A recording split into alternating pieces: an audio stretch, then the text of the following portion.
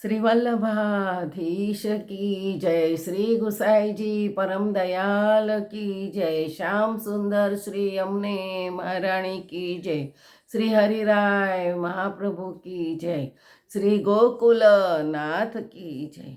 આપણે ગોકુલનાથજીની બેઠકોનું ચરિત્ર જોઈએ છે। એમાં 8મી આવી છે રાસોલીની બેઠક। શ્રી ગોકુલનાથજીની બેઠક રાસોલીમાં છે। ત્યાં આપ બિરાજ્યા, ત્યાં સપ્તાહ કરે, ત્યાં મહાઅલૌકિક આનંદ થયો। ત્યારે કલ્યાણ ભટ્ટે ભ્રમર ગીતની સુબોધનીજીનો પ્રસંગ પૂછ્યો તો આપે વ્યાખ્યાન કર્યું। 3 પ્રહર વ્યતીત થઈ ગયા, મહા અનિર્વચનીય સુખ થયું। આ ચરિત્ર શ્રી ગોકુલનાથજીએ રાસોલીના બેઠકમાં પ્રગટ કર્યું। 9મી શ્રી સોરમજીની બેઠક। ગોકુલનાથજીની બેઠક સોરમજીમાં શ્રી મહાપ્રભુજી ગુસાઈજીની બેઠકની પાસે છે। ત્યાં ગંગાજીમાં સ્નાન કરીને આપ બિરાજ્યા, પછી આપે સપ્તાહ કરી, અનિર્વચનીય સુખ થયું। કલ્યાણ ભટ્ટને આજ્ઞા કરી કે શ્રી ગંગાજીને ભગીરથ રાજા જઈને પધરાવી લાવે। શ્રી ગંગાજીમાં સ્નાન કરવાથી તેની આગળનો પ્રાયશ્ચિતનો નાશ કરે છે। શ્રી યમુનાજીના સંબંધથી શ્રી ગંગાજીનું સામર્થ્ય અધિક થયું છે। તે ભક્તિ અને મુક્તિ બંને આપ છે। ત્યારે ગોકુલનાથજીએ કૃપા કટાક્ષ દ્વારા અનેક જીવોનો ઉદ્ધાર કર્યો। આ ચરિત્ર શ્રી ગોકુલનાથજીએ શ્રી સોરમજીની બેઠકમાં પ્રગટ કર્યું। 10મી શ્રી અડેલની બેઠક। શ્રી ગોકુલનાથજીની બેઠક શ્રી અડેલમાં આવેલ છે।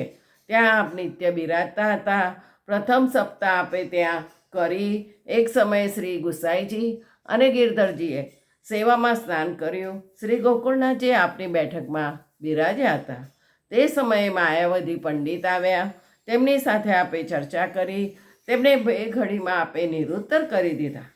તે પંડિતે સાષ્ટાંગ દંડવત કર્યા અને વિનંતી કરી, મહારાજ, આપ સાક્ષાત ઈશ્વર છો। પછી દંડવત કરીને તે પંડિત પોતાના દેશમાં ગયા। આ ચરિત્ર શ્રી ગોકુલનાથજીએ શ્રી અડેલની બેઠકમાં પ્રગટ કર્યું। 11મી કાશ્મીરની બેઠક।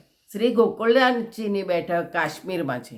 આપે ત્યાં ચિદ્રૂપને જીતી માયામતનું ખંડન કર્યું। ભક્તિ માર્ગની સ્થાપના કરી। માળા પ્રસંગ જીતીને બધાને માળા બંધાવી। ત્યારે 4 સંપ્રદાયવાળાઓએ મળીને શ્રી ગોકુલનાથજીને તિલક કર્યું અને વિનંતી કરી, મહારાજ, 4 સંપ્રદાયના દીક્ષિત આપ છો। આપે જ અમારા ધર્મને રાખ્યો છે। 4 સંપ્રદાયવાળાએ મળીને ગોકુલનાથજીને સુખપાલમાં પધરાવ્યા। બાદશાહે દંડવત કરીને મોતીઓની માળા અમોલક હતી તે ભેટ કરી। ગંગાજીમાં આપે તેને ગંગાજીમાં નાખી દીધી। ત્યારે કોઈએ બાદશાહને વિનંતી કરી, મહારાજ, તે માળા બેગમની છે, અતઃ આપી દો, હું આપને બીજી માળા ભેટ કરીશ। ત્યારે આપે આજ્ઞા કરી, શ્રી ગંગાજીમાં હાથ નાખો। તેણે હાથ નાખ્યો। એક સાથે 10-20 માળા, મોટી મોટી ગજમુક્તાની અમોલ માળા આવી ગઈ। આપે આજ્ઞા કરી, તારી માળા હોય તે લઈ લે। બાદશાહે સાષ્ટાંગ દંડવત કરી વિનંતી કરી, મહારાજ, આપ સાક્ષાત ઈશ્વર છો। મારી બાદશાહી આપે રાખી, નહીં તો ડૂબી જતી। મારો અપરાધ ક્ષમા કરો, માળા અંગીકાર કરો। ત્યારે આપે આજ્ઞા કરી, બધી માળા ગંગાજીમાં પધરાવી દો।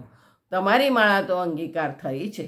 બાદશાહે દંડવત કર્યા અને પોતાને ઘરે ગયા। આ મહાત્મ્ય જોઈને અનેક જીવ ગોકુલનાથજીના શરણે આવ્યા। આ ચરિત્ર શ્રી ગોકુલનાથજીએ કાશ્મીરની બેઠકમાં પ્રગટ કર્યું। 12મી શ્રી ગોધરાની બેઠક। શ્રી ગોકુલનાથજીની બેઠક ગોધરામાં નાગજીભાઈના ઘરમાં શ્રી ગુસાઈજીની બેઠકની પાસે છે। જ્યારે શ્રી ગોકુલનાથજી ગોધરા પધારતા ત્યારે નાગજીભાઈના ઘરે બિરાજતા હતા। ત્યાં જુએ ત્યાં બધી જગ્યા પડી ગઈ છે। શ્રી ગોકુલનાથજીએ આજ્ઞા કરી, નાગજીભાઈની જગ્યા બનાવી દઉં? વૈષ્ણવે કહ્યું કે, મહારાજ, આપ દ્વારિકા થઈને પછી પધારશો ત્યાં સુધીમાં બની જશે। પછી ગોકુલનાથજીએ તપેલી કરી। શ્રી ગુસાઈજીને ભોગ ધરીને ભોજન કર્યું। પછી સપ્તાહ કરી। અનિર્વચનીય સુખ થયું। આ ચરિત્ર શ્રી ગોકુલનાથજીએ ગોધરાની બેઠકમાં પ્રગટ કર્યું। ગોધરામાં નાગજી ભટ્ટના ઘરમાં છે ગોકુલનાથજીની બેઠક। શ્રી અસારવાની બેઠક। ગોકુલનાથજીની બેઠક રાજનગર અમદાવાદમાં અસારવામાં ભાયલા કોઠારીના ત્યાં શ્રી ગુસાઈજીની બેઠક પાસે શ્રી ગોકુલનાથજીની બેઠક છે. ત્યાં આપ બિરાતા હતા. ચાચા હરિઓજી પણ અહીં જ રહેતા હતા. ચાચાજીએ પ્રથમ શ્રી ગોકુળનાથજીને વિનંતી પત્ર લખી મોકલ્યો. મહારાજ, શ્રી ગુસાઈજી દ્વારિકા 6 વખત પધાર્યા, આપ પણ તરત પધારજો. તે પત્ર વાંચીને ગોકુળનાથજી શ્રી દ્વારિકા પધારવા આવ્યા. જ્યારે આપ રાજનગર પધાર્યા ત્યારે ચાચાજીએ સાષ્ટાંગ દંડવત કર્યા અને પ્રાર્થના કરી, મહારાજ, અનેક જીવ આપણા દર્શનને માટે તરસે છે. કૃપા કરીને તે જીવોનો અંગીકાર તમે કરો.